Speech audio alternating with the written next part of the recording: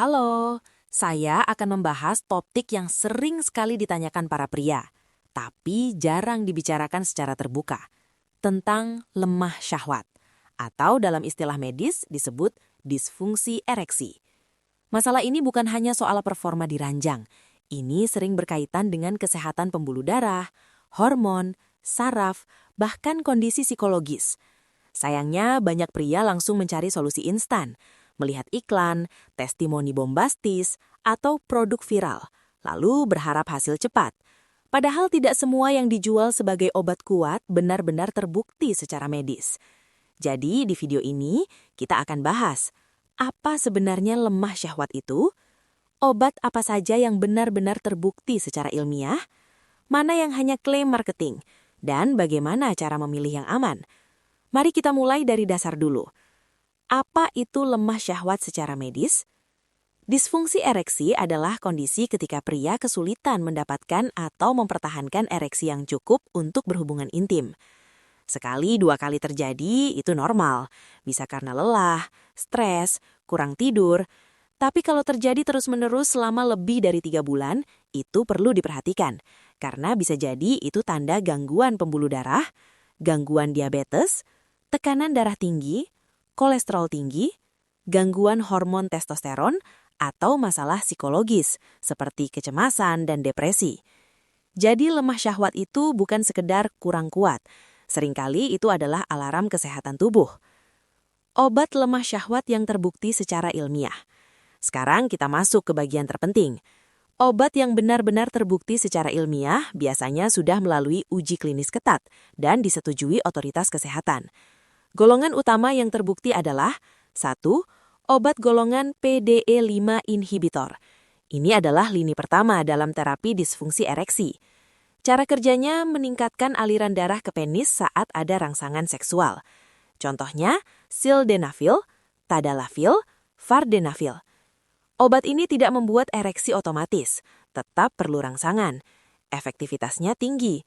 Banyak penelitian menunjukkan tingkat keberhasilan 60 hingga 80% tergantung kondisi pasien.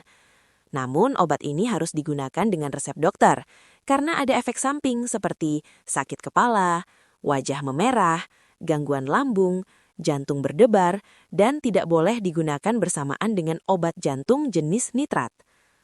2. Terapi hormon jika kekurangan testosteron. Jika hasil pemeriksaan darah menunjukkan testosteron rendah, dokter bisa memberikan terapi hormon. Tapi ini hanya untuk kasus tertentu, karena tidak semua lemah syahwat disebabkan oleh hormon rendah. Terapi hormon tanpa indikasi justru berbahaya. 3. Terapi psikologis. Jika penyebabnya adalah stres, trauma, atau kecemasan performa, terapi konseling sangat efektif. Kadang masalahnya bukan di fisik, tapi di pikiran. Bagaimana dengan obat herbal? Ini pertanyaan yang sering muncul. Ada beberapa herbal yang diteliti, seperti ginseng, L-arginin, maca. Beberapa studi menunjukkan manfaat ringan, namun efeknya tidak sekuat obat medis. Dan kualitas produk di pasaran sangat bervariasi. Jadi jangan mudah percaya klaim 100% alami pasti aman. Alami belum tentu aman, apalagi jika tidak jelas dosis dan kandungannya. Kenapa banyak produk terlihat ampuh? Karena efek placebo. Saat seseorang yakin produk itu bekerja, tubuh bisa merespon secara psikologis. Itu nyata, tapi bukan berarti kandungannya benar-benar efektif secara farmakologis. Jangan abaikan akar masalah. Banyak pria fokus pada kuat atau tidak, padahal akar masalahnya bisa kurang olahraga, merokok, obesitas, kurang tidur, stres kronis. Perbaikan gaya hidup seringkali memberikan dampak besar.